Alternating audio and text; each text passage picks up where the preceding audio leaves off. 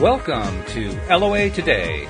Walt and Dark Dry Drew here on this Thursday, October the 25th, 2018, 4 p.m. New York time. This is your second daily dose of happy for the day, and we hope your day's off to a splendid start, depending on where you are. Maybe your day's ending on a splendid start. It could be either way, but we hope your day's going well, because that's what we're all about here. We're all about getting into that good, happy place where we can do our best attracting and have the kind of abundant lifestyle we all want to have.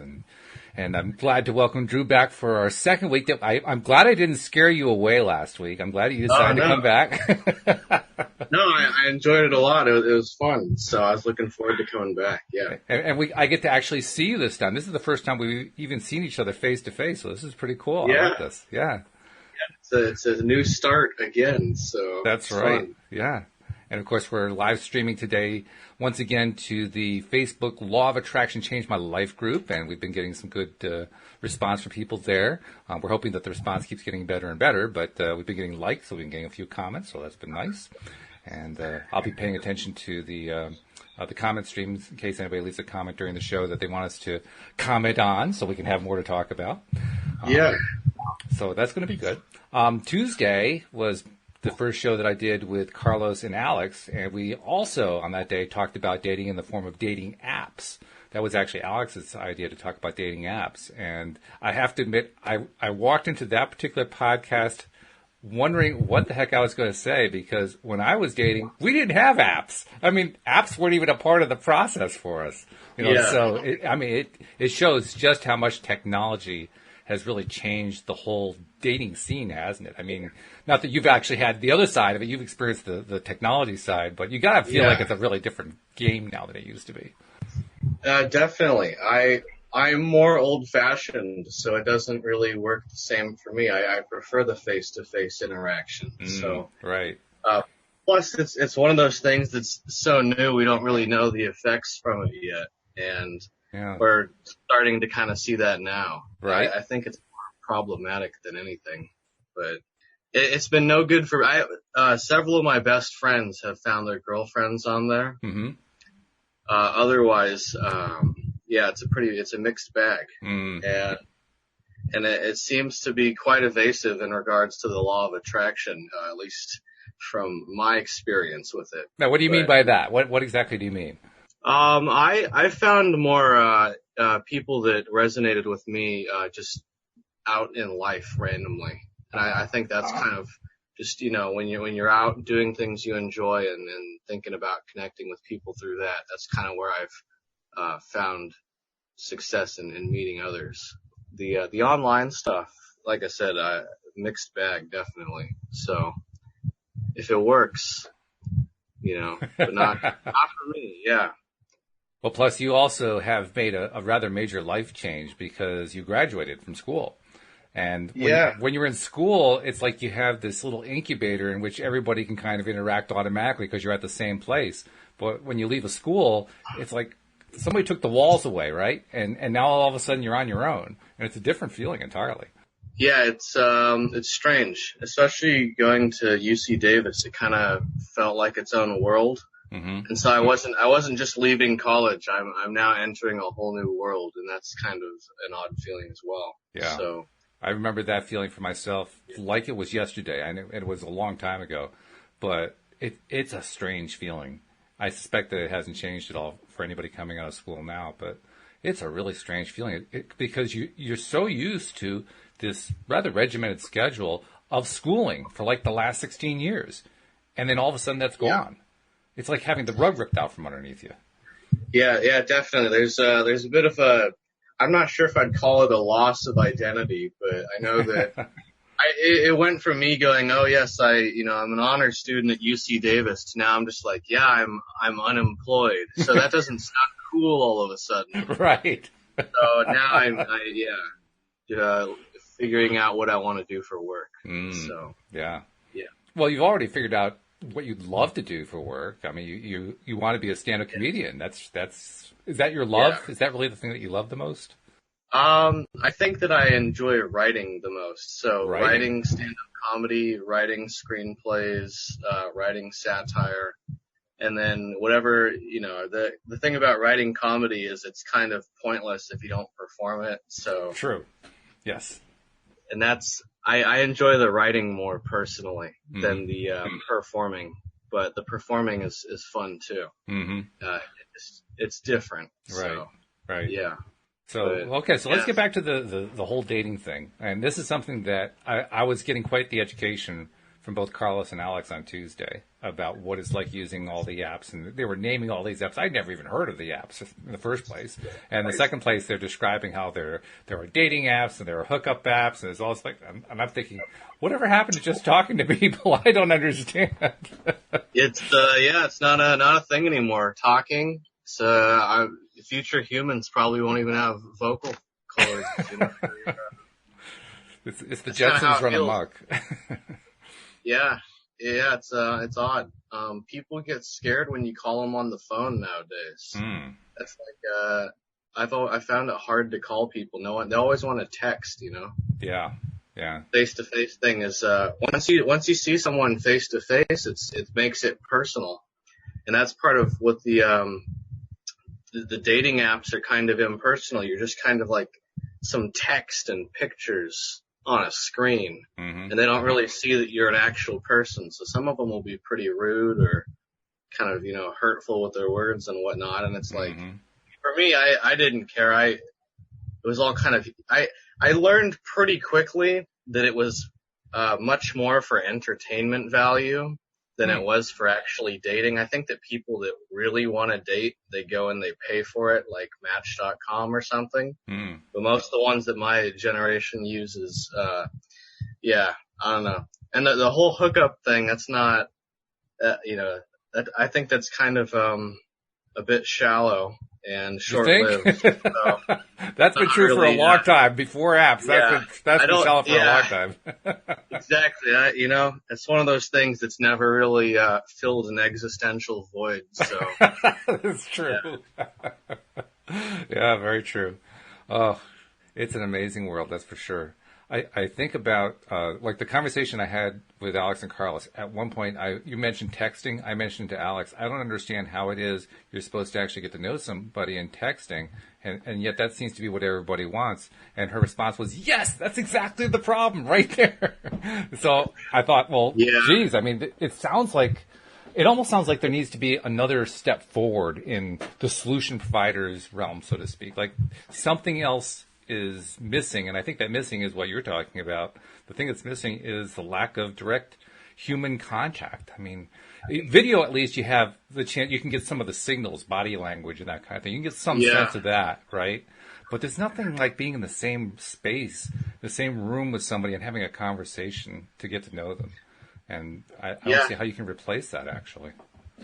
Yeah, I don't think it is replaceable. A good start, if you had an app that just connected two people for like 1 or 2 minutes and you could just talk face to face over like this with the camera, that would be better than what's out there now. But I think that intimidates people because a lot of people they can kind of develop their persona over the internet and be someone else. But in face to face, it comes down to your, raw ability to talk. Right.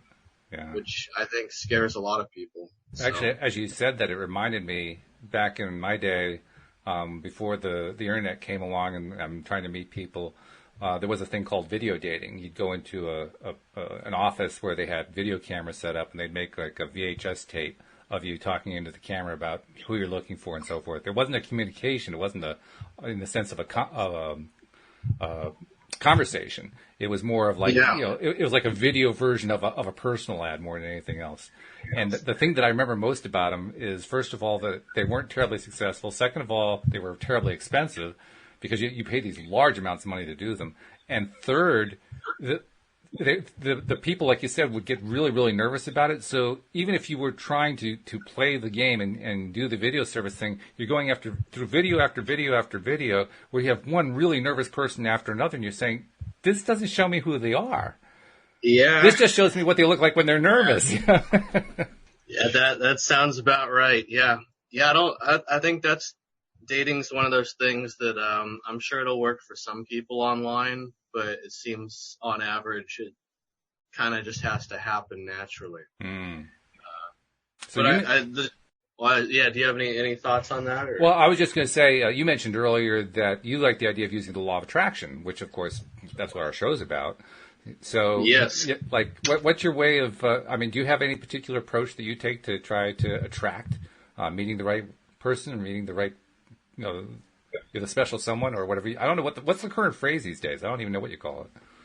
I don't know. You can't even ask anyone out on a date. You have to say hang out, or else they get too scared. That's what maybe I'm just too straightforward though.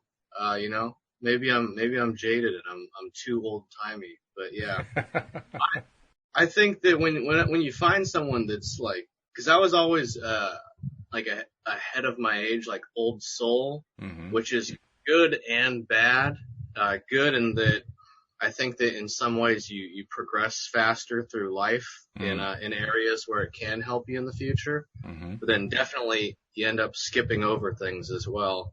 And then kind of wanting to go back, like, oh man, I kind of skipped over that rebellious phase, and now I'm old, and I want to do that, but I'm old. I don't know. I'm not sure the rebellious phase ever ends. Actually, to be perfectly honest, I mean, that's great. Then I'm excited to hear that. I mean, I still feel like I'm a rebel in some ways. I'm more like a traditional rebel now, I guess, but I still feel rebellious. I rebel against a lot of things. I just do it differently now. I mean, when you're young, you tend to rebel in striking out, all that kind of angst and anger and all that kind of thing. Now my rebellion takes the form of laughing at things. I mean, if I don't like it, I just laugh at it. Or if I like it, I laugh at it. And that makes it indistinguishable in somebody else's eyes. They can't tell whether I like it or I don't like it. Yeah. But, that's a pretty solid approach, yeah. I mean, I'm pretty deadpan a lot of the time. I'm trying to be more lively for the podcast, but a lot of the time I'll just, you won't even be able to tell. Just kind of flat and emotionless. Just flatten it out, yeah. Yeah, just for fun, just for kicks. That's the danger, though, when it comes to trying to meet somebody, because when you're getting to know somebody, they got to see who you are, and you got to see who they are. And especially, I understand the thing about being really scared about something as direct as going out on a date until you've had time to get to know each other. And that's been around, I think, for the longest period of time. But even then, you actually have to take the time to do it. I mean, the hanging out, that's a good idea. I think hanging out's a great idea because all expectations are gone, right? It's not like you have some requirements you have to meet or something like that. This is just get to know each other. And that's really the right way to do things, I think. That's how I've been approaching it. Just, if I find someone interesting, guy or girl, just to, hang out with them and see where it goes. So, I met a few interesting people lately, and I did have some pretty trippy law of attraction stuff happen too, which was cool. Like what? There's a young performer named Billie Eilish, and she's on tour right now, and she's blowing up in the music world, doing really well.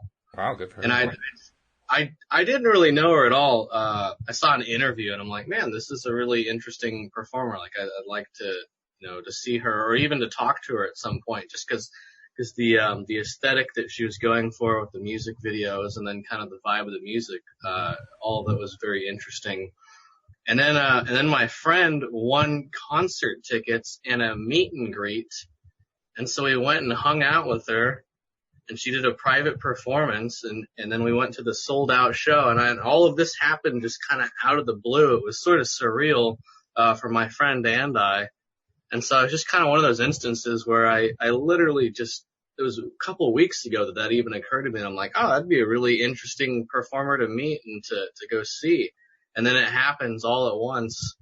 And I'm like, all right, things are on the right track. And nice. a few other instances of really positive things happening. So that's when you're in that really good positive space, because you put something out there and something almost exactly like it happens. You're in a good zone when that happens. You're in a good feeling place. Yeah, and that's after 1 to 2 years, I'm getting there. So it's weird in a way, 1 to 2 years since what? To bring my mood back to a solid place. Ah, okay. Definitely. Yeah. Right. And getting, yeah, with the stomach problems and the other stuff. So. Yeah, because you talked about some of that last week, and yeah, you went through some pretty rough stuff when you were in school. Yeah. Yeah. So it's all on the, that chapter of the book is finished, and the new one's looking very promising. Yeah. So, that's nice. Yeah. It's good when things start looking up like that. You start to feel confident, like, geez, maybe this is all going to work out right. Yeah, exactly. And then something often, will get thrown and you gotta prepare for it and then it's, just adapting. So that's how it lately feels. That's life. Life throw things at you and how we handle the things that get thrown at us really indicates how the stuff that follows is going to work, because if we don't react well, if we react, get into angst about it and so forth, then we tend to get more angst. But if we can find where the silver linings are and, dismiss the part that wasn't so good and just look at the part that we like, then we continue to get more of the stuff that we like. And that's the skill. That's really the skill of being a deliberate creator right there. Yeah.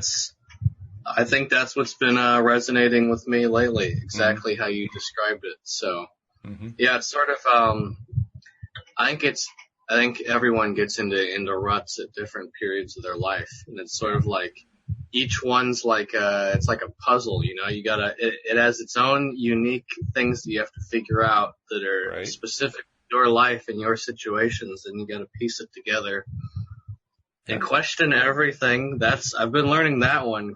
Never believe that anything is as it is. Well, it never is it? Exactly. Yeah, it's all a trip. So that's a good way to describe it. It's a self-created trip, which is what's even more mind-boggling about it. But yeah, that's exactly what it is. In fact, when we're creating these trips, we don't realize we're creating a trip, do we? We think we're just living our lives and making our decisions, but we're actually creating something along the way. Yeah. Yeah, it's like you're trying to fit your life into this unique shape that you think is yours, and then you find out it's like, no, it looks more like a triangle than a square, and you're like, oh my God. What was I thinking about? A triangle? Yeah, so you gotta change everything, and then you figure out your world's not made of 4 lines, it's made of 3 lines, and yeah, that's kind of learning all that. That's been and all that holds true for dating. That sort of, sometimes I wonder if it's more about, your own self or the other people. And what do you mean? Of like how much of, making things happen is, in your own hands, cause I heard one person was like, oh, for dating, you'll eventually find someone. But like my mom, for instance, she's all, oh, Drew, if you just do the things you enjoy, you'll meet people. That even if it's just friends, it doesn't have to be dating, and I'm fine with that because I'm not like hunting, I'm not on the prowl, like I'm open to that at this period. Mm-hmm. But it's, what do? I write and I draw and I go to metal shows, and that's most of my life. And you don't really meet very many people in your own room. Funny how that works. They don't just materialize. And then metal shows, there's like, 10 people at the metal show, and I already know all of them. So I'm like, all right, well, I either gotta get new hobbies or more hobbies or figure that out a different way. Well, I think you're on the right track with interests, because, not just hobbies, but anything that's of interest. That's definitely the right thing to be looking at. And I wish I had spent more time doing that, to be perfectly honest, when I was your age. I've spent more time trying to figure out what was expected of me, which was definitely the wrong track to be on. But I did that for the longest time. And then after that didn't work out too well, then I tried following the American dream, so to speak, of, go out, work hard, and you'll be successful. And I did succeed in going out on my own and become an entrepreneur. And I actually survived that way. I never became wealthy doing it, but I did survive. I was able to support myself. I've been able to support myself that way. My wife and I have been doing that for years now, for a couple decades now. But it's still, the old approach has not really worked out the way I was told it was going to work out. And I didn't really know about the law of attraction. But now that I understand the law of attraction, I would say the road you're talking about that you're taking, much more productive. Because when you follow your love, when you follow your heart doing the things that you love to do, even though you can't see how it's going to lead to a career or to a relationship or to, anything that you're looking for in your life, if you just follow it, you keep getting there. And it shows up in the most amazing ways and the most amazing places just because you're following your heart. You're doing what you love. Yeah, that's very interesting. I like that. And I think that's something that's hard to come to terms with at times. Oh, yeah. Especially patient, because it can, especially when you see other people in a similar position and they're much farther ahead than you. And it's like, well, how did this happen? But then it's the circumstances of your own life sort of that dictate that. No one's everything's I think that there's a lot of stuff that you can't really compare when you look deeper into it. Mm-hmm. That at first you can be like, oh, like, in our lives we have these things in common and this person's much more well off. But if you were to examine like every year of someone's life every day on paper and then to compare both of those, I think that's kind of more where it shows that you have to accept the circumstances of where you came from and then where you're headed and with your capabilities and your position. I mean, even just where you're born dictates so much of your life. That is just outrageous, Yeah, I get you. I know because I left where I grew up, and it took me a while to leave there, but I did. And I'm glad I did. I mean, I still have some family. I even have a few friends that are still there, but I'm glad I left because it really was not the right place for me to be at all. It was the right decision to move. It was the right decision to leave. And I think that comes back to what you were kind of hitting at a few minutes ago. You were talking about, I don't remember exactly how you said it, but you were talking about how when people meet, that you're trying to kind of feel out how to relate to the other person. And that's not the way you said it. You said something similar to that. But it made me think that when for instance, when I moved away or when I've gone into things that have worked out well for me, the thing that I tried to do early on was to do what you were talking about, compare myself to where somebody else was at. And it took me a long time to let go of that one. But I finally got to the point where I said, you know what? I can't control where I'm at compared to where somebody else is at. I just had to let go of that. And I think there's even a little part of me that still hasn't completely let go. But to the degree that I have let go, that's been freeing on an amazing level. Because it really doesn't matter where somebody else is compared to you. That's their life. Your life is a different life. And so really it comes down to, I think it comes down to how much I love myself. How much love am I willing to give to myself? If I give enough love to myself, it doesn't matter what's going on with anybody else because that love's going to carry me to all the things that I want anyway. Yeah, that's true. That's something I've been working at, and I feel that. I think it's a challenge. I think that society kind of, brainwashing might be a bit hyperbolic, but it not all that much. It's pretty like close. Subtle brainwashing, yeah. It's just kind of subtle, like with the, one of the things I remember that was kind of a rough thing when I was back when I had a girlfriend that grew up on like Disney films and stuff. I think that the sort of whole princess approach kind of like puts it shifts the dynamic of dating.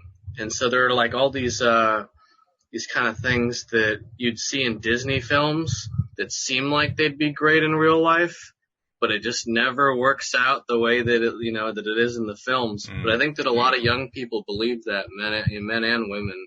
Mm-hmm. So that was something that I personally was like, I'm not really feeling that. I kind of like the egalitarian, like we're on the same plane of like, splitting things and both contributing equally and having the same equal say and rights and all that in the relationship.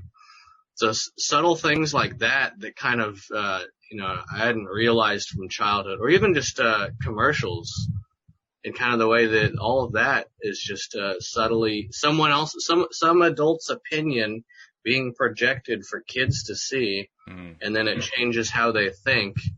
And, one commercial is not going to do it, but when you grow up like I did watching, like Dish for years, and you've seen all these commercials, it's kind of subtle and all that stuff. So that's something I've been looking at. That's kind of like, ask yourself where your beliefs come from.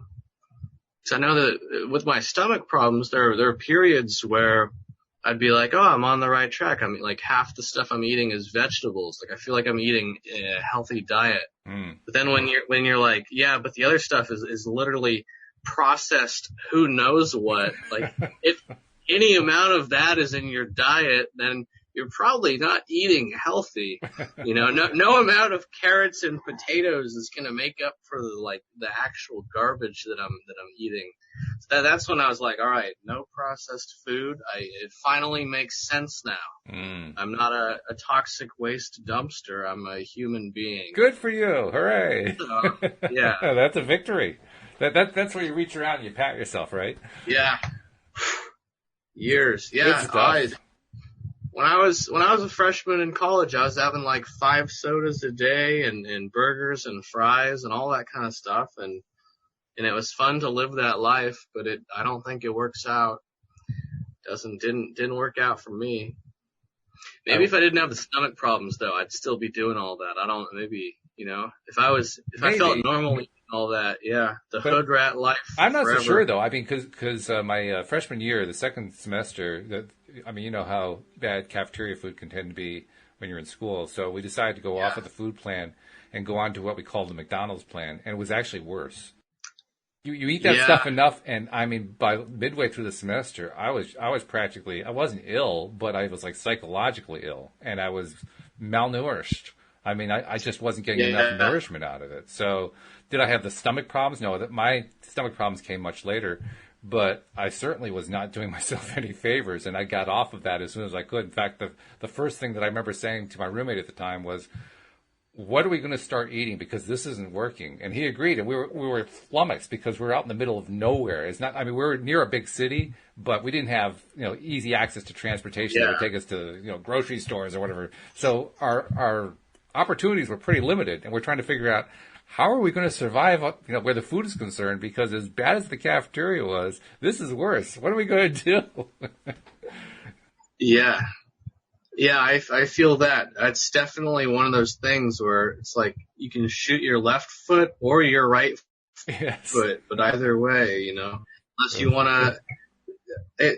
Eating healthy costs a lot of money. I didn't expect that to be such a burden, but it takes longer to prepare. But I think that like you're saying, the emotional, psychological aspect of that, where you don't feel like a zombie, I think that's a pretty fair trade. Yeah. And that is big. Yeah. That's very big. Yeah. Yeah, I think we're talking about that, doing a whole episode just on how terrible American food is and kind of seeing all the effects of that. Because there's like I think the obvious one that everyone goes to is like obesity, because that's very apparent. That's the obvious one, right? Like if someone eats a lot of crap food, they might be obese. But it's the effects in here that no one really thinks about as much. It's more, I'm sure plenty of people do, and they've been talking about it forever. But on average, I never heard any of that until the past few years. Like that was stuff that I had to search for to learn. I never had nutrition in school. Probably should have. Did they offer classes in it? Because I never even had, that was never even an option when I was in school. Do they actually teach classes in nutrition? Yeah, I've never had one before, but I have friends that had. They don't eat healthy though, so I don't think it did need. Did they graduate from the class? Yeah, they made their own choices. Yeah. So, that's a good question. I don't know. I'll tell you, it's hard to have stomach problems and to try dating people, because especially when you cut out processed, that is, everything's processed if you're eating out. Unless you find like a mom and pop place, and even then, cutting corners on stuff, it's hard to kind of find sort of, yeah, that's what I'm looking at now. What can I eat? So I'm being optimistic about it, trying to find some healthy eating out places. Mm-hmm. Mm-hmm. So, especially, cause that's not like, well, you made the comment that it makes it hard when you're dating. Is it just because it's hard to find a good place to go where you can get healthy food at an affordable price, or does it actually affect the relationship, the experience of getting to know somebody? well, like food's a pretty social thing. I think it always has been. In fact, that's probably what like early man had for their thing was, communal, deeds and food. I think in terms of how things have affected my life, like I can't be like, hey, do you want to go eat out somewhere when there's like no places I can eat out? Mm. So I'm pretty much trying to not do alcohol, all of that, right? And so I think that on the whole, invisible disabilities, anyone dealing with any sort of another challenge when it comes to dating, because then you have to find someone who's patient and understanding, which obviously is kind of what you want. At least that's what I like. Yeah, so that's been one of the things where it's like not having the ability to find some obvious place to go to. Because I think that's what people are comfortable with, eating out. Mm-hmm. Or getting like coffee or tea.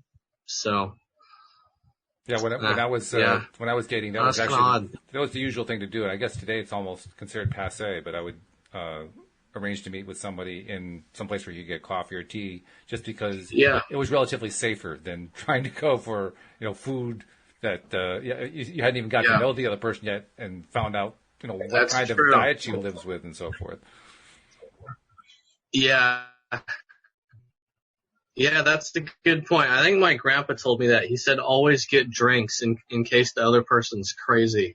Because you can just get a drink and then leave. That's not a bad approach, yeah. I actually had... That seems pretty sound. I had a couple of women who actually pulled that kind of approach on me, both of whom it became very evident to me within a couple minutes of meeting them that what they were really looking for was a sugar daddy. And I wasn't a sugar daddy, and so within about 30 seconds, the drink was on the bar and they were gone. It was that quick. Yeah. You gotta weed them out. I think that goes for everyone. You gotta weed out the people that are toxic and crazy, and it's subtle sometimes. You won't notice it until it's too late. What do you mean? Just sort of some of the things that overlook, small thing that won't bother me down the line, and then it does. Oh, yeah. Right. Or it's a red flag indicative of something much bigger. Like when you see a little bit of termites on the side of your house, you always know there's way more termites inside the house. Same thing with dating, which I think was yeah. I mean, it's an interesting point you're raising, and it's one that we kind of inversely discussed on Tuesday, because on the one hand, you're right, we do get these signals, these red flags that come up. On the other hand, what stopped me, what actually killed me in terms of having a successful dating life until I met my wife, was I was constantly looking for red flags. Every single time I met somebody, I was looking for the red flags, and it got to the point I expected to see red flags, so I would find them. Law of attraction. Yeah. Okay. That's interesting. And I did that for about 20 years before in fact, I didn't even make the connection until after I met Louise and we got married and we'd been a few years together. And then I realized, oh my God, that's what I was actually doing. And I had no idea. That's very interesting. Yeah. I don't really look for it necessarily. I'm just kind of, I wouldn't even say slightly apprehensive, but just kind of cautious. Mm-hmm. I generally try and just treat everyone the same in being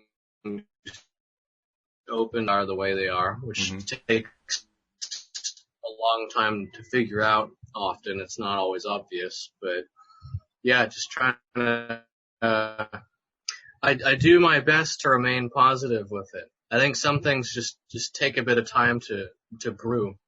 You can't rush quality. And I think you're right about the positive side. I think that what happened with me is I got so heavily oriented toward the red flags, I forgot to look for the positives. You have to be looking for both. You have to see the red flag, or you have to, let's put it this way, you have to be aware of the red flags when they wave themselves, but you have to be looking for the positives because everybody's going to be a mixture. You're not going to find anybody, well, occasionally you'll find somebody who's all red flag. I don't think I ever met somebody who was all positive, but, you know. Definitely. But for the most part, most people are a mixture, right? And when you're a mixture, it means that you are focusing on understanding what the whole person is. And I found that it was really about, can I learn not just about the parts of the person that I like, but how will I react to the parts of the person that I'm not so crazy about? Another way to put it is like, is it a deal breaker, or is it something where I can decide to see that side of that person in a different light? Sometimes I can, sometimes I can't. That's where it becomes very individual. Yeah, and that's where you kind of have to, the judgment sort of can be a bit intimidating at time, and whether or not, to include someone in your life. I think my basis is generally whether it comes down to, am I enhancing their life, and are they enhancing my life? Mm-hmm. Because the moment it starts becoming a detriment, it just seems to go downhill, and that's. And a lot of the one thing that I've only been in one legit relationship, and it was very good. Overall, it was a very positive experience, and even the bad stuff I learned from. And I think the biggest thing would be addressing things early on if it bothers you. That's something that I definitely did not do correctly.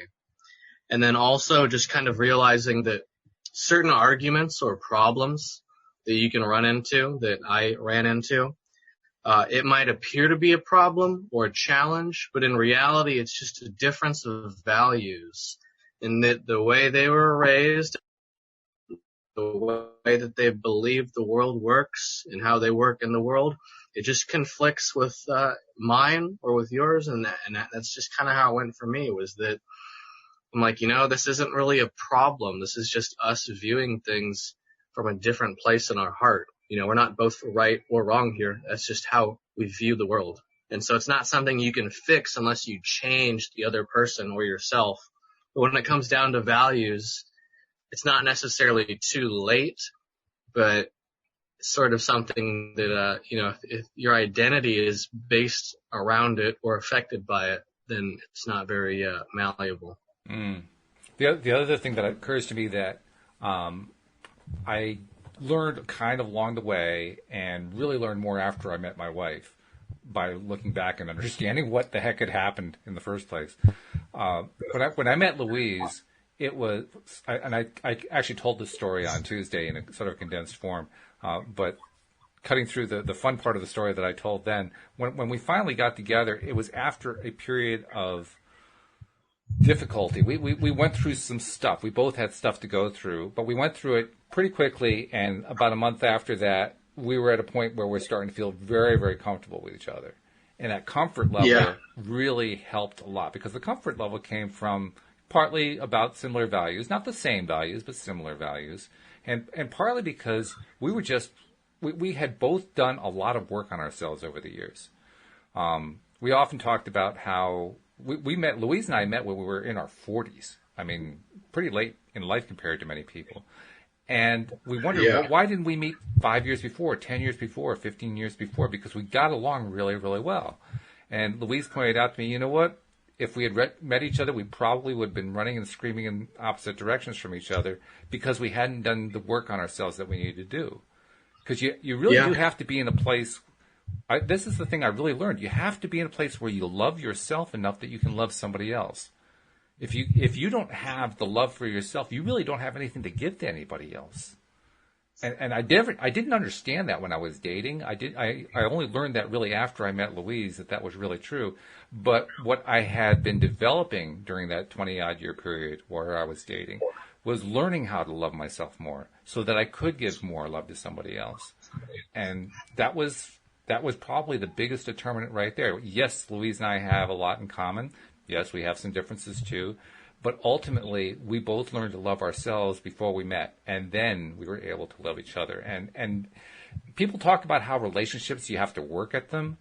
We found that because we had taken the time to really learn about ourselves, that when it came to having the relationship, it was easy because we'd already done the work on ourselves. I like that a lot. That definitely resonates with me. That's something because I'd heard the same thing, that relationships are work, and I'm like, well, I feel like they shouldn't be if you can make it work perfectly, or as close to perfect if you kind of don't even have to be perfect. That's just the thing. It's not about perfection. I would have thought so too, especially when I was your age. I would have definitely thought it was about perfection.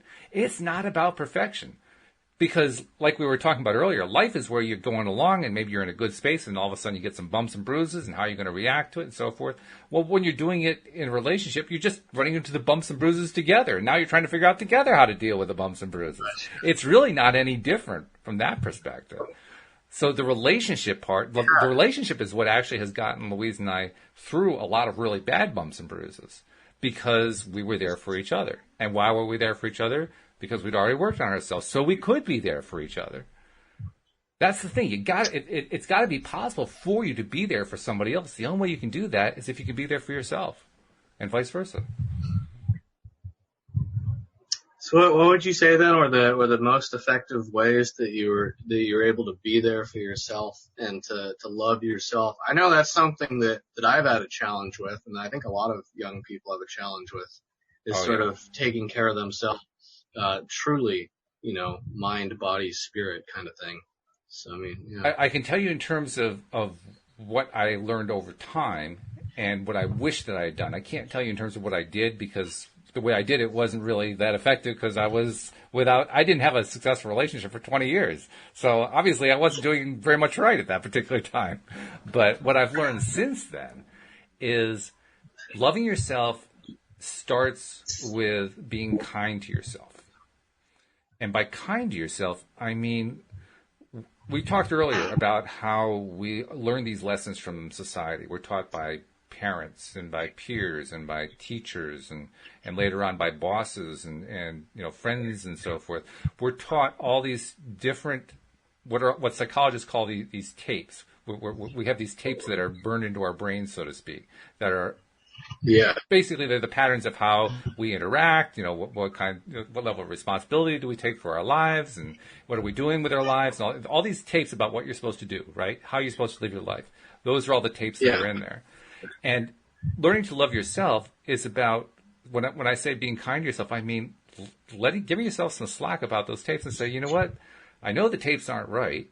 I'm going to try to learn how to erase the ones that are not serving me well and rewrite those tapes into something that does serve me well. But while I'm learning to do that, I'm going to be really kind to myself whenever I notice that I slip up. I'm going to be really kind to myself when I notice that, I keep repeating the same behavior over and over again that doesn't serve me. I'm not going to say, geez, I did it again. Not that I don't do that. Yeah. I do that sometimes, but I'm learning more and more to say, you know what? Okay, I made a mistake. Big deal. I'm not going to beat myself up about it. I'm going to be kind to myself about it. That's one of the keys to loving yourself. Another key to your loving self, I've learned only in the last year I've learned this, mirror exercises. And I actually heard about these a number of years ago, and when I heard what you were supposed to do, I literally ran yelling and screaming in the opposite direction. There was no way I was going to do this. But this year I decided to do it. Mirror exercise is literally where you wake up in the morning, you go in front of a mirror, you look yourself in the mirror, you look yourself in the eye, and you say, I love you. And that alone was enough to scare me away.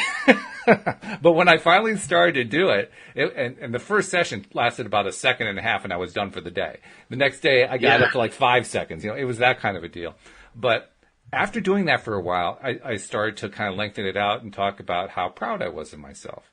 And I'm doing all these really good things. I've got this podcast going. The podcast has been going great. This is a podcast I started just on a lark with my wife on our 13th wedding anniversary, just because we like the law of attraction. Not that we had any expectations with it. And now it's turned into this thing for me. I love doing that. And so I would express to myself, I'm proud of the fact that I've been doing that. It's just giving yourself strokes while looking yourself in the mirror and just reinforcing all the reasons why you think you're a pretty good person. And when you do that, a couple of really cool things happen.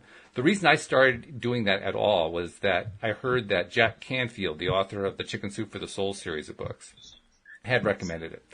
And what he said was he did it for 30 days and all the negative self-chatter in his head went away. I said, well, I'd like to try that. I want to get rid of that. That negative self-chatter has been driving me crazy for years. And so I tried it, and by day 20, it hadn't gone away, but it had shrunk a little bit. And by 25, it had shrunk a lot. And you know what? By day 30, it was actually gone. And I said, well, shoot, that's worth it all by itself. Just that. Hey, I got rid of that negative self-talk. And for the most part, it has stayed away. Now, every once in a while, it comes back, and then I'll do some more mirror exercises, and it goes away. But that alone shows two things. First of all, you actually can change your programming. And second of all, it shows I actually was loving myself more because I was not allowing that negative self-chat into my head anymore. I was demonstrating my love on a practical level just by doing that. I'm going to have to try it now. That sounds really interesting. It is. It's tough the first day, Drew. I got to tell you, that first day, you look yourself in the eye and you say, I can't say that. It sounds weird on paper, but and by the way, there's a way that you can also kind of pin yourself to it. Like you could say to yourself, well, I don't have a mirror handy today. But we live in the era of the smartphone. In a smartphone, you can take a selfie, so you can actually selfie yourself while you're talking to yourself. Yeah. So the excuses are gone. I'm gonna write it down. I'm gonna try it. I will remember to do that. Mirror exercises. Yeah, I think that's one of the big things that I've found is just trying to do as many new cool things as possible. And mirror exercises looks like the next one. It's a good one. Literally everything that you do for yourself, where you're doing something because you feel like it's going to help you feel better, is a way of showing love for yourself. So really, that's what you're trying to do. Well, that's then I'm on the right track, and I hope that others are too. Because I think that's something that the whole world could benefit from right now. I think so. I think it's something. Yeah, I think it's something that everybody needs, but it's also something that everybody can do. It's not like it's hard. The hard part is just getting yourself to do it more than anything else. Yeah, and that builds character. It does. Yeah. So. Yeah, that's. Now, the other thing that happens is when you start doing various kinds of practices, I found, like, one of my favorite things to do is just to get out in nature and walk on. We have a Rails to Trails path that goes right near our home. So I get out on that path and I'll walk 4, 5, 6 miles in a day or something like that, and enjoy being out in the nature and seeing other people on the path and so forth. Now, the first number of years that I would do that, I was always very much of an introvert, especially when I was your age. I was really an introvert. And that held me back in a lot of different ways. But as I did more and more of getting out there, and as I was studying more about how human psychology works and positive psychology, how that works, I was learning the importance of doing things like greeting somebody. You see somebody out in the path, right? And so greet them with a hello. And it took me a long time to actually do that at all. But once I started doing that, and I started to really enjoy the walk, deliberately enjoy the walk and enjoy the nature, and then I'd be listening to my favorite music, really positive music on my phone, and just doing all these different things. I'd get to the point where all of a sudden I'd start getting these goofy smiles from people. As I'm walking along the path, I'm thinking, what are they smiling at me for?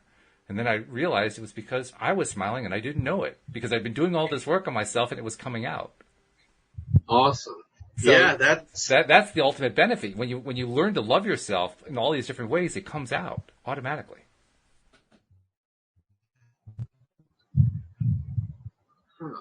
Yeah, I feel that's interesting. I think I had that my sophomore year at college. I was on the right track for quite a while. It felt pretty good, and it was one of those things that's like contagious, you know? Yeah. Inspiring others and getting us to smile and to, you know, push forward with positivity. Yeah.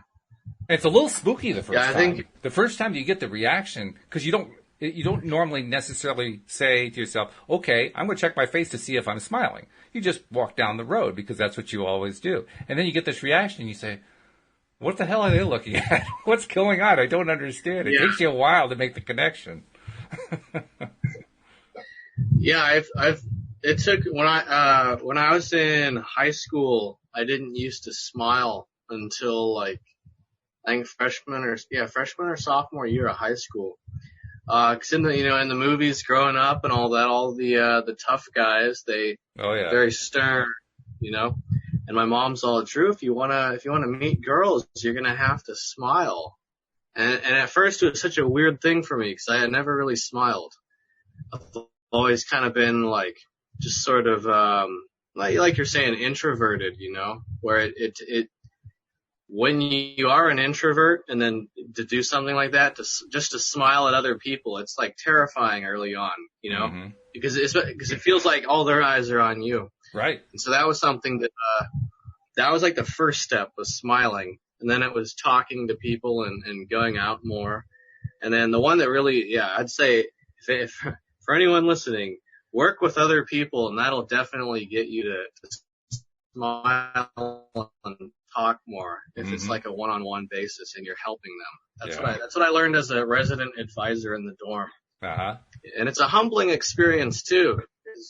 You know, you'll feel like your life's not going well, and then you'll meet someone and it's like, oh my gosh, they need way more help than I do. Like I can make a positive contribution there because like I'm ahead of that and I can help them. And then it kind of brings you back to ground level where you're like, my problems I'm focusing on right now, not too bad. Mm-hmm. I've got this. Mm-hmm. So it's a win-win-win. Everyone wins. That's true. Yeah. Well, it's always easier to help somebody else than it is to help ourselves. I think that's why so many of us put off helping ourselves for so long, because it's easier to help someone else.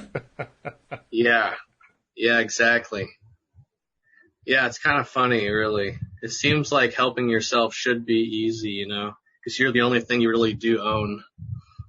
I like the story that you told about how you did learn to smile, though, and I went through very much the same kind of thing.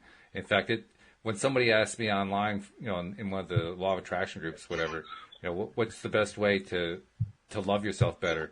Smile at somebody. The more that you smile at somebody, you are basically showing who you really are inside, and they get to see who you really are. A smile shows who you really are. A smile shows the beauty of the person within. Male, female, it doesn't matter who you are. Smiling makes you more attractive. It makes you more interesting. It just, especially if it's genuine. If you're faking it, that's not quite the same thing. But if you're genuinely smiling at somebody, that gets through every single time, and it has impact that you can't even predict in advance. You only know about it after the fact, but it's potent and it's very positive. Yeah, that's a good point. I think that's a good dating tip too. Is just to smile at random people, and then if they smile back, go say hi. Mm-hmm. Even if you just talk to them for like 20 seconds. Yeah.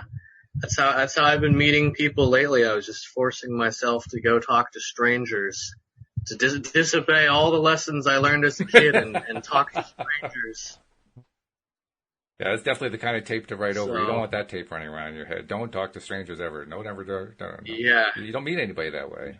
You got to be careful. You got to be smart about it, but you don't want to just turn it off entirely.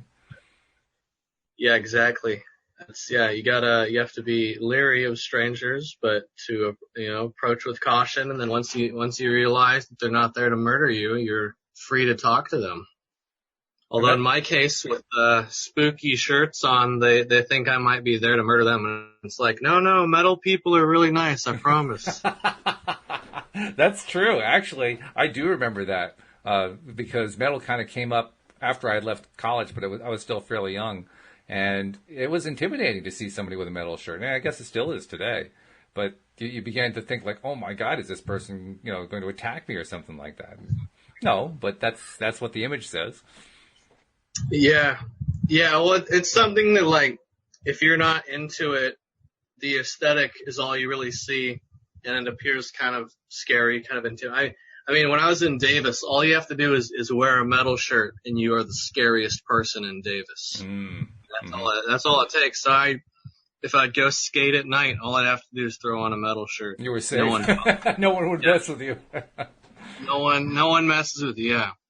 Yeah, but anywhere else pretty much doesn't apply. Yeah. But in Davis, it was, yeah. Yeah, that's true. Well, I also had the extra advantage because of my height, because I've always been much taller than most people. And so it made it easier for me to be out, even though I was feeling very intimidated about stuff, just because, actually, for me, it created a reverse problem. Because when you're so much taller than everybody else, you intimidate people just by standing. And that can actually be something that I found that hard to get around at times. Because it got to the point where I was wondering, like, how could I even get a conversation going when somebody's turning and running the opposite direction just because I walked up? Yeah, that does sound challenging. That is, I don't have that. How tall are you? 6'8". 6'8"? Yeah. Oh my god. Okay, yeah. I'm 5'6", so I have the opposite problem. Okay, yeah. But I never really felt short though, so that's a good thing. So I've got some friends that feel short, and you can tell it bothers them. But I don't know. And that attitude definitely holds you back, whichever way it is. Whether you feel like you're too tall or too short, it holds you back, and it's something you have to kind of find a way to get past. There's no doubt. Yeah. Yeah, that's for me. I'm very close in height to Napoleon and French ancestry.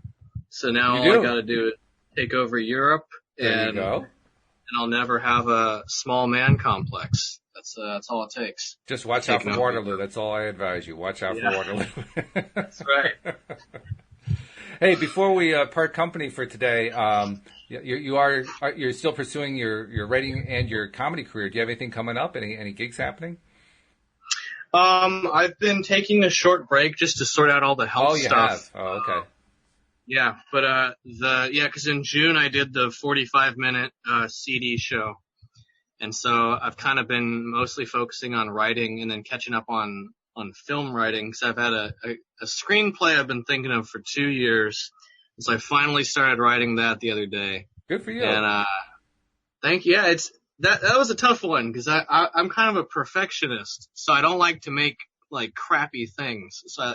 But then if you try and make it perfect, it's never going to happen. So it's like a mix of like being slightly critical as you're writing, but you can't, you'll hit a wall if you do that. So that's been the focus lately. But hopefully my friend's going to do a CD show in December, hopefully, and he also does dark humor, one-liner, comic kind of stuff.